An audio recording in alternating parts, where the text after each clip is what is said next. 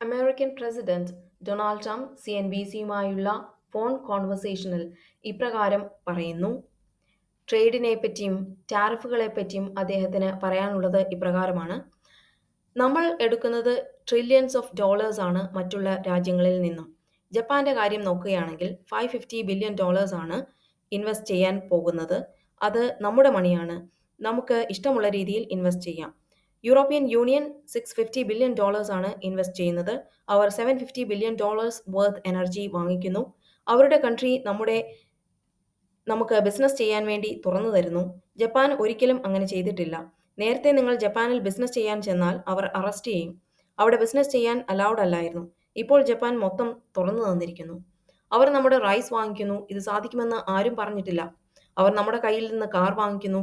അവർ Ford F-150 വാങ്ങിക്കുന്നു. Indonesia അവരുടെ രാജ്യം തുറന്നു തന്നിരിക്കുന്നു. സൗത്ത് കൊറിയ അവരുടെ രാജ്യം തുറന്നു തന്നിരിക്കുന്നു. തുറന്നു തരിക മാത്രമല്ല, അവിടെ ഒരുപാട് ബിസിനസ് നടക്കാൻ പോകുന്നു. കാർ, ട്രക്സ്, SUV എല്ലാം നമ്മൾ അവിടെ വിൽക്കാൻ പോകുന്നു. വിയറ്റ്നാം അവരുടെ രാജ്യം തുറന്നു തന്നിരിക്കുന്നു. EU ക്ലോസ്ഡ് ആയിരുന്നു. അവർ നമ്മുടെ കൃഷി ഉൽപ്പന്നങ്ങൾ എടുക്കില്ലായിരുന്നു. വർഷങ്ങൾക്ക് മുൻപ് ഞാൻ ഒരു പ്രൈം മിനിസ്റ്ററിനോട് ചോദിച്ചു, നിങ്ങൾ എത്ര കാറാണ് വാങ്ങിക്കുന്നത്? ഒന്നോ രണ്ടോ? അവർ എന്നോട് പറഞ്ഞു, ഞങ്ങൾ നിങ്ങളുടെ കാറുകളൊന്നും വാങ്ങിക്കാറില്ല. ഞാൻ പറഞ്ഞു ശരി. എന്നാൽ ഇപ്പോൾ അവർ നമ്മുടെ എല്ലാ കാറുകളും എല്ലാ ട്രക്സും എല്ലാം 100% ഓപ്പൺ ആണ്. അതുമാത്രമല്ല, യൂറോപ്യൻ യൂണിയൻ നമുക്ക് പേ ചെയ്യാൻ പോകുന്നത് $650 ബില്യൺ ആണ്. $750 ബില്യൺ എനർജി അവർ വാങ്ങിക്കുന്നു. നമ്മൾ വീണ്ടും റിച്ച് ആകുന്നു. നമ്മൾ എല്ലാ കൺട്രീസുമായും നല്ല ഡീലിലാണ് എത്തിയിരിക്കുന്നത്. ആരും മുൻപ് ചെയ്തിട്ടില്ലാത്തതാണ് ഞാൻ ചെയ്തുകൊണ്ടിരിക്കുന്നത്. 30 വർഷങ്ങളായിട്ട് യൂറോപ്പിൽ ഉണ്ടായിരുന്ന മരുന്നുകളുടെ വില പല കേസിലും ഇവിടെയുള്ള മരുന്നിന്റെ വിലയുടെ 10 മാത്രമായിരുന്നു.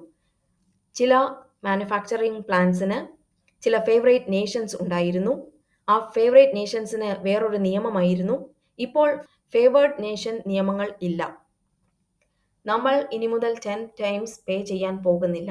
അവർ ഇൻവെസ്റ്റ് ചെയ്തില്ലെങ്കിൽ എന്ത് സംഭവിക്കും എന്ന് റിപ്പോർട്ടർ ചോദിച്ചതിന്, അങ്ങനെ ചെയ്തില്ലെങ്കിൽ യൂറോപ്യൻ യൂണിയന് 35% ടാരിഫ് അവർ പേ ചെയ്യും. അവരുടെ ടാരിഫ് ഞാൻ കുറച്ചുകൊണ്ട് വന്നതാണ്. അവർ $600 ബില്യൺ പേ ചെയ്തു. അതുകൊണ്ടാണ് ഞാൻ അവരുടെ ടാരിഫ് കുറച്ചത്. 30% നിന്ന് 15%. അവർ നമുക്ക് $600 ബില്യൺ തന്നു. അത് നമുക്ക് ഇഷ്ടമുള്ള രീതിയിൽ ഇൻവെസ്റ്റ് ചെയ്യാം. ഒന്നും തിരിച്ചു കൊടുക്കേണ്ട കാര്യമില്ല. അവർ നമ്മളെ വർഷങ്ങളോളം ചൂഷണം ചെയ്തുകൊണ്ടിരിക്കുകയായിരുന്നു. ഇപ്പോൾ അവർ അത് പേ ചെയ്യേണ്ട സമയമാണ്. അവർ പേ ചെയ്തേ പറ്റൂ. നമുക്ക് ഒരു ഡെഫിസിറ്റ് അഫോർഡ് ചെയ്യാൻ പറ്റില്ല. മറ്റൊരു ദിവസം ഞാൻ സ്വിറ്റ്സർലൻഡുമായി സംസാരിച്ചു. ഞാൻ അവരുടെ പ്രൈം മിനിസ്റ്ററുമായി സംസാരിച്ചു. അവർ ഒരു നല്ല സ്ത്രീയാണ്. പക്ഷേ അവർക്ക് പറയുന്നത് കേൾക്കാൻ വയ്യ. അവർ ടാരിഫ്സ് ഒന്നും പേ ചെയ്യാൻ ആഗ്രഹിക്കുന്നില്ല. ഞാൻ അവരോട് പറഞ്ഞു, ഞങ്ങൾക്ക് നിങ്ങളുമായി $41 ബില്യൺ ട്രേഡ് ഡെഫിസിറ്റ് ഉണ്ട് മാഡം. എനിക്ക് അവരെ പരിചയമില്ല. പക്ഷേ അവർക്ക് വേണ്ടത് 1% ടാരിഫാണ്. ഞാൻ പറഞ്ഞു, നിങ്ങൾ 1% പേ ചെയ്യാനല്ല പോകുന്നത്. നമുക്ക് നഷ്ടമുണ്ടാകുന്നത് ഈ ഡെഫിസിറ്റിലൂടെയാണ്. അവരുടെ ഫാർമസ്യൂട്ടിക്കൽസ് നമ്മളെ വെച്ച് സമ്പാദിക്കുന്നു. അവരുടെ ഫാർമസ്യൂട്ടിക്കൽസ് മാനുഫാക്ചർ ചെയ്യുന്നത് ചൈനയിലും അയർലൻഡിലും മറ്റുള്ള സ്ഥലങ്ങളിലും വെച്ചാണ്. ഒരാഴ്ചയ്ക്കുള്ളിൽ നമ്മൾ ടാരിഫ് അനൗൺസ് ചെയ്യാൻ പോവുകയാണ്.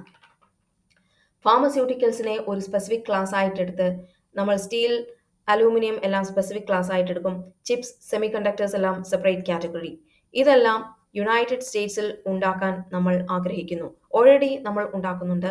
തായ്വാൻ നമ്മുടെ രാജ്യത്ത് വന്ന് $300 ബില്യൺ മുടക്കി ആരിസോണയിൽ ഒരു വലിയ പ്ലാന്റ് നിർമ്മിക്കാൻ പോകുന്നു. ചിപ്സും സെമി കണ്ടക്ടേഴ്സും മാനുഫാക്ചർ ചെയ്യുന്ന ഒരു പ്ലാന്റ്. ഫാർമസ്യൂട്ടിക്കൽസിന് തുടക്കത്തിൽ ചെറിയ ടാരിഫ് ആയിരിക്കും.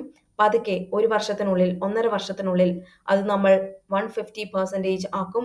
പിന്നീട് അത് നമ്മൾ 250% വരെ ആക്കും. ബിക്കോസ് നമ്മൾ ആഗ്രഹിക്കുന്നു ഫാർമസ്യൂട്ടിക്കൽസ് നമ്മുടെ കൺട്രിയിൽ ഉണ്ടാക്കണമെന്ന്. ആളുകൾ ഇന്ത്യയെ പറ്റി പറയാൻ ആഗ്രഹിക്കാത്തത്, അവരാണ് ഹയസ്റ്റ് ടാരിഫ് ഉള്ള നേഷൻ. ആരെ വെച്ച് നോക്കിയാലും അവരുടേതാണ് ഹയസ്റ്റ് ടാരിഫ്. നമ്മൾ ഇന്ത്യയുമായി വളരെ കുറച്ച് ബിസിനസ് മാത്രമേ നടത്തുന്നുള്ളൂ. അവരുടെ ടാരിഫ് വളരെ കൂടുതലാണ്. ഇന്ത്യ ഒരിക്കലും ഒരു നല്ല ട്രേഡിംഗ് പാർട്ട്ണർ ആയിരുന്നില്ല. കാരണം അവർ നമ്മളുമായി ഒരുപാട് ബിസിനസ് നടത്തുന്നു, എന്നാൽ നമ്മൾ അവരുമായി അത്തരത്തിൽ ബിസിനസ് നടത്തുന്നില്ല. അതുകൊണ്ട് നമ്മൾ അവർക്കുള്ള ടാരിഫ് 25% ആക്കി. അത് ഗണ്യമായി കൂട്ടി. 24 മണിക്കൂറിനുള്ളിൽ അത് ഗണ്യമായി കൂട്ടും.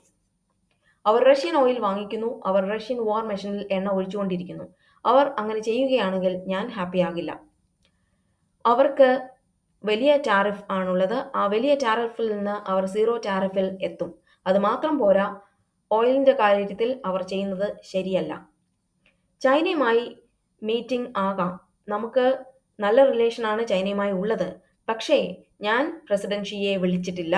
അദ്ദേഹം എന്നെ ഒരു മീറ്റിംഗിന് വിളിച്ചിരുന്നു. ഡൊണാൾഡ് ട്രംപിന് ചൈനയുമായി ഒരു മീറ്റിംഗ് വേണം എന്നത് ഫേക്ക് ന്യൂസ് ആണ്. എനിക്കതിന്റെ ആവശ്യമില്ല. ഡീൽ വേണമെങ്കിൽ അവർക്ക് മീറ്റിംഗിന് വരാം. വേണ്ടെങ്കിൽ മീറ്റിംഗിന്റെ ആവശ്യമില്ല. നമ്മൾ ഒരു ഡീലിൽ വരാനാണ് ശ്രമിക്കുന്നത്. നമ്മൾ ചൈനയുമായി 0% ബിസിനസ് ആണ് ചെയ്യുന്നത്. ചൈന കൊളാപ്സ് ചെയ്തുകൊണ്ടിരിക്കുകയാണ്. നിങ്ങൾക്കറിയാമോ എന്നറിയില്ല, ചൈന യുഎസിനെ വളരെയധികം ഡിപ്പെൻഡ് ചെയ്ത് നിൽക്കുന്ന ഒരു രാജ്യമാണ്. ഇത്രയും കാര്യങ്ങളാണ് ഡൊണാൾഡ് ട്രംപ് CNBCയുമായിട്ടുള്ള കോൺവെർസേഷനിൽ ട്രേഡിനെ പറ്റിയും ടാരിഫുകളെ പറ്റിയും പറഞ്ഞത്.